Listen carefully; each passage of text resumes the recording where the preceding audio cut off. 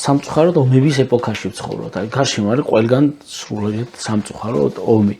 აი მე ერთადერთი ომი კარგად რაც მახსოვს 2008 წლის ომი იყო აფხაზეთის ომის დროს პატარა ვიყავი და იმდენად არ მახსოვს და მახსოვს აი უსუსურობის განცდა. ბავშვისთვის ალბათ ეს კიდევ უფრო მძიმედ აღქმადი იქნება რაც ომში ხდება და აი როგორ შეიძლება ბავშვს დავიცვათ ომის აღქმის უსუსურობისგან და შიშისგან რომელიც ბუნებრივია ამ ომს ახლავს. აღქმა არის ძალიან საინტერესო რამ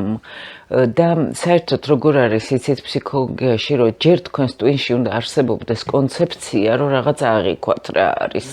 აქედან გამომდინარე აი დასწავლილი შიშები სწორედ მანდ არის რომ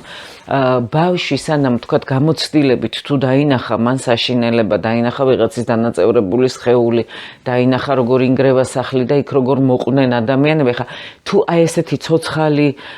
შთაბეჭდილებებით დაინახა ყველაფერი ეს უდიდესი ტრავმა არის რა თქმა უნდა მაგრამ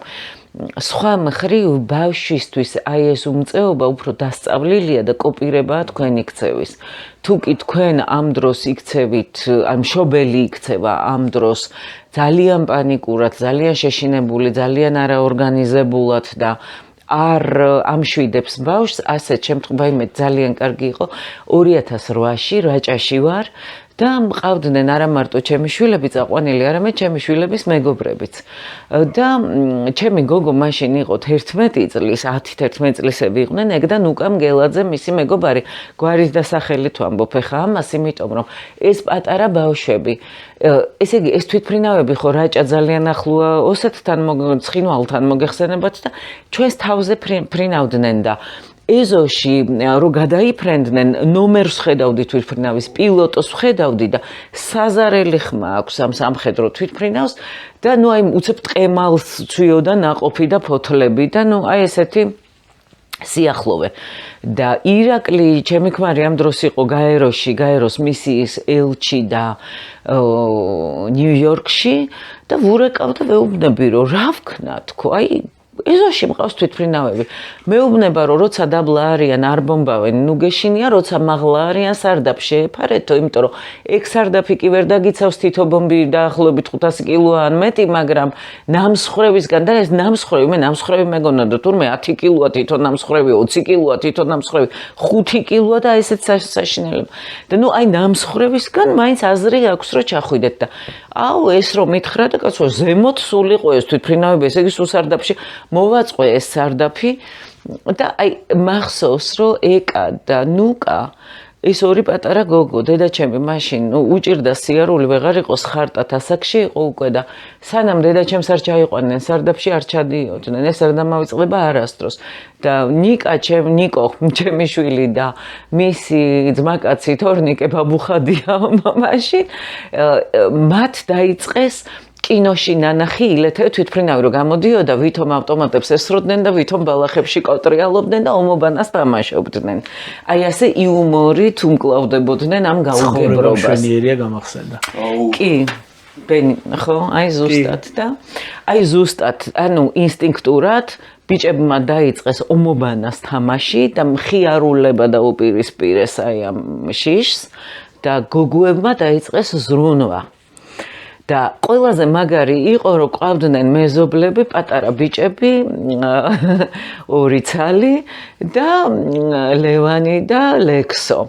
და მათ დედას საშინლად ეშინოდა, მაგრამ რაღაცნაირად რადგან ირაკლი იყო ნიუ-იორკში, ამ დედებმაც გადაწყვიტეს, რომ ესე იგი სოფელში ვიყავით მხოლოდ ქალები და ბავშვები, ჯერ აქედან დავიწყოთ და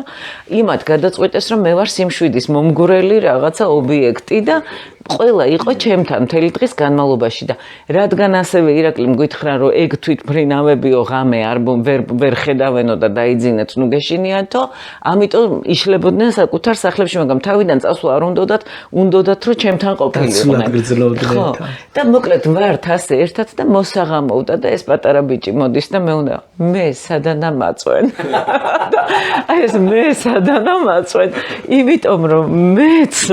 რადგან მივხვდი რომ ეს ქალები ჩემგან რახან ინგებენ ინფორმაციას, რადგან ირაკლი ყავს ხაზზე, რადგან რაღაცნაირად ეს ირაკლის ფაქტორი მაშინ მახსოვს ბევრი ადამიანი მეუნებოდა, რომ აი რომ ხედავდით ტელევიზორში წყნარდებოდითო და ძალიან შვიდი გამოსვლა ქონდა ყოველთვის. ეს ქალებიც რაღაცნაირად ჩემს გვერდით იყვნენ, იმიტომ თითქოს იყვნენ უფრო ინფორმირებული, უფრო დამშვიდებული და ბავშვმაც გადაწყვიტა, რომ სადანა მაწვენა ხა მომხედეო და აი ამიტომ არის ხო, რომ საკუთარი დედის რეაქციის უფრო ეშინო და იმ შემთხვევაში დასაყრდენი იპოვა ჩემი სახით და იმიტომ რომ მეც სულ ხუმრობდი ამ ბავშვებთან და რაღაცნაირად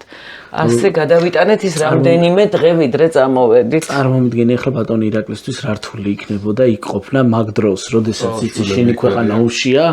და მეუღლე გირეკავს რომ ჩვენს თავზე დაფრინავე. და შენ გიწევს ისევ შენი შვილებისთვის ასეთი მისიის შესრულება. ძალიან რთული იქნება. ყველა შვილისთვის ახლა ირაკლის სამხედროა და ყველა შვილისთვის და